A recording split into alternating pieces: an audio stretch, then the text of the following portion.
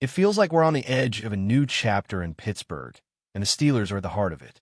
The conversation around their quarterback situation has been nonstop for months now, and yet no final word has been spoken. As the NFL draft came and went, the team didn't rush to make any definitive move. That decision, or lack of one, speaks volumes. It tells us they're willing to wait, to give space, and maybe, just maybe, they believe the guy they want is still coming. But then, the question lingers, what exactly is causing the delay? Why hasn't the move been made yet? Well, the answer doesn't lie in playbooks or negotiations. It's not about training camp schedules or roster depth. It's about life, real life. And sometimes, life gets in the way of football. The quarterback at the center of all this revealed that he's stepping back for personal reasons. He made it clear that he's facing obligations that, at this moment, mean more than any touchdown or snap. His focus is on helping friends and loved ones who lost their homes, their memories, and, in some cases, their identities in the devastating wildfires in California. This isn't a publicity move. This is someone choosing to be a human being first and an athlete second. He's on the ground, helping families find new places to live, guiding people through unimaginable loss. Some of these folks lost heirlooms passed down for generations, items you just can't replace. He's right there in it, offering time, resources, and emotional support. That's not something you walk away from casually. That's a responsibility. And until he feels that his mission is fulfilled, he's not going to sign with a team, any team. That level of commitment, away from the field, speaks to his character. And truth be told, it also explains why he might be absent from the early parts of the NFL's offseason program. He likely doesn't see the need to show up for the basic meetings and workout sessions that mark the first phase. Those are important, no doubt, but for a veteran with over 2 decades of experience, those aren't make-or-break commitments. He's not a rookie trying to earn a spot. He's someone who's been there, done that, and knows how to get himself ready when the time truly matters. Now, we're approaching the second phase of the offseason, and things start to shift a little. This part involves some light on-field work, walkthroughs, and installing offensive concepts. Still, there's no contact, no pads, no real football just yet. It's more mental reps and learning than actual gameplay. If he's going to make a return, this could be a logical time to jump back in. The team has left that door open. The coaching staff is patient.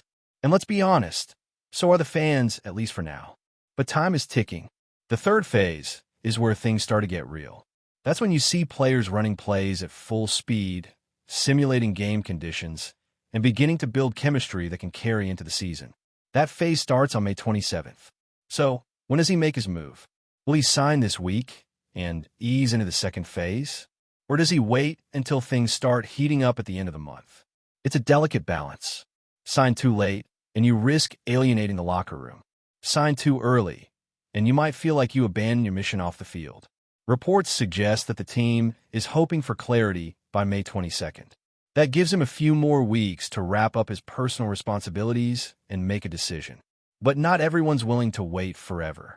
One former player recently said on his podcast that it's time to set a firm deadline. According to him, you can't just float through the offseason without making a commitment. At some point, you've got to draw the line and say, we need to know, are you in or out?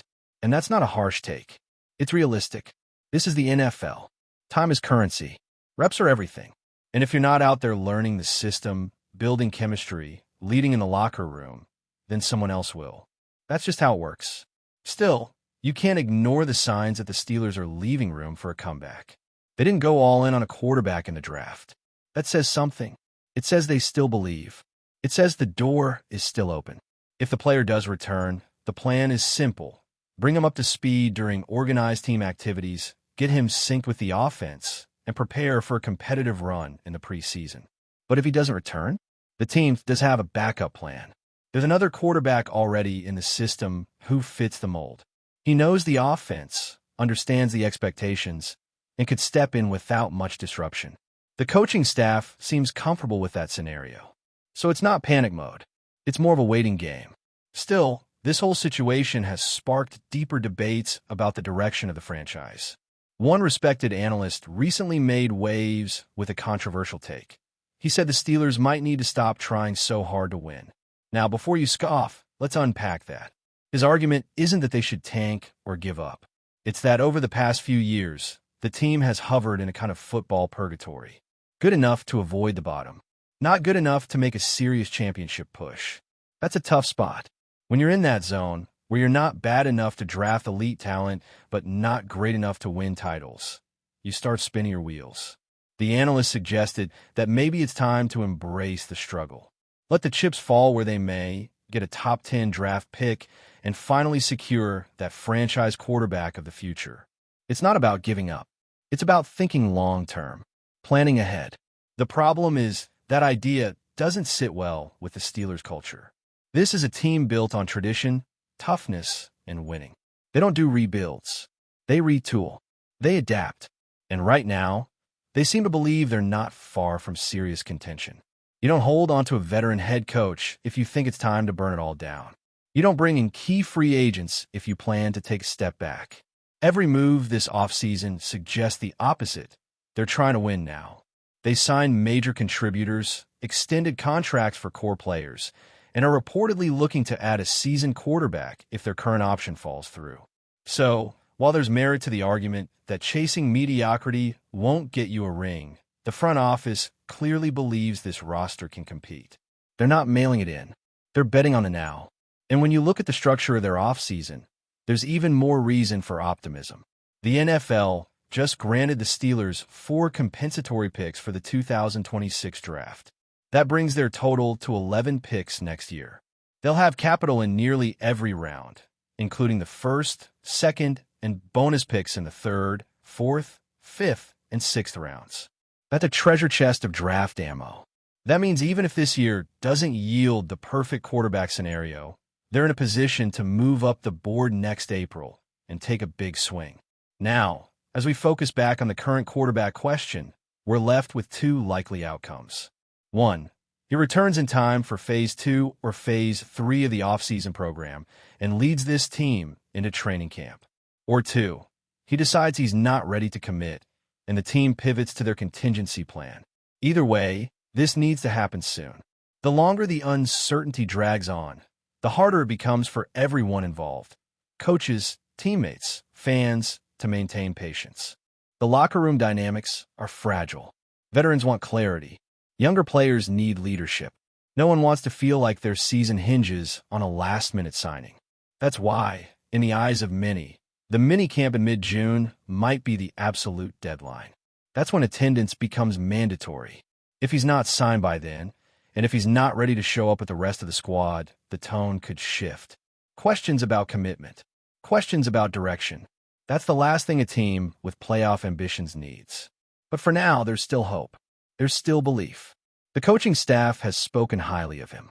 The front office has expressed confidence. The path is there. It just needs to be taken. The fans are watching, waiting, wondering. Will he step back into the spotlight? Will he lead the charge one more time? Or will someone else take the reins? And while all that unfolds, don't overlook another intriguing storyline within the division.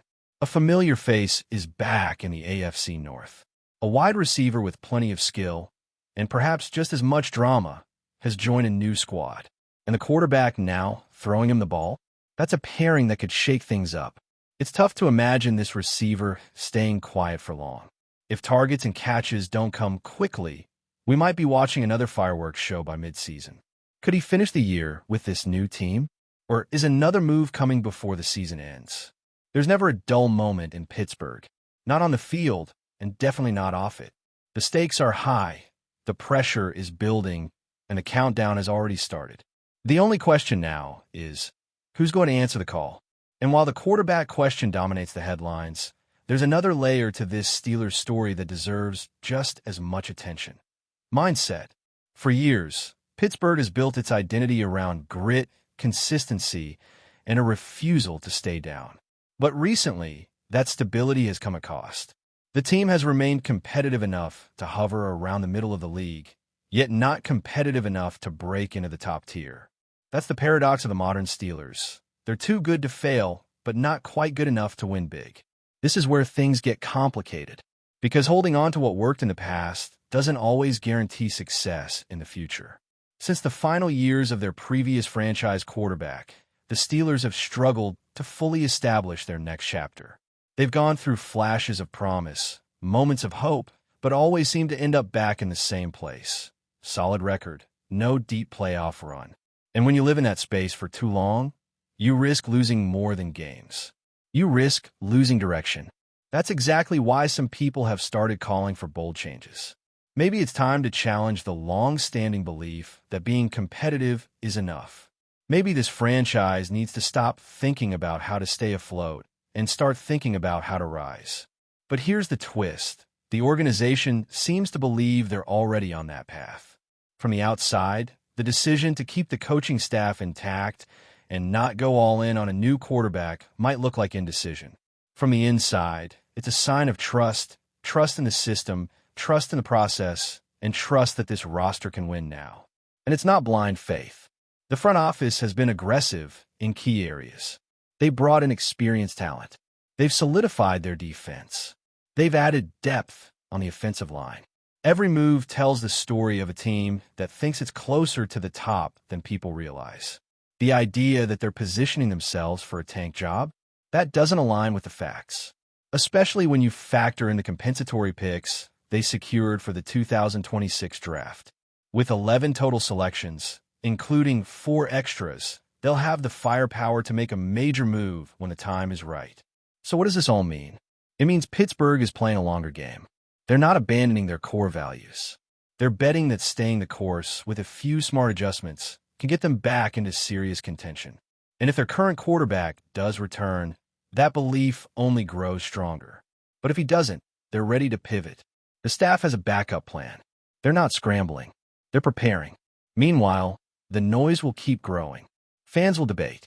Analysts will question. And the rest of the AFC North will keep getting stronger. But the Steelers? They're focused. They're locked in.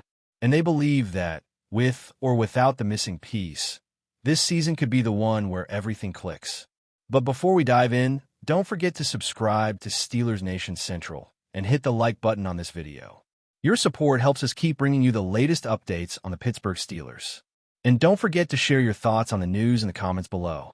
In a shocking turn of events, the Pittsburgh Steelers have successfully completed a trade with the Cleveland Browns, securing the services of none other than Deshaun Watson, the former Pro Bowl quarterback.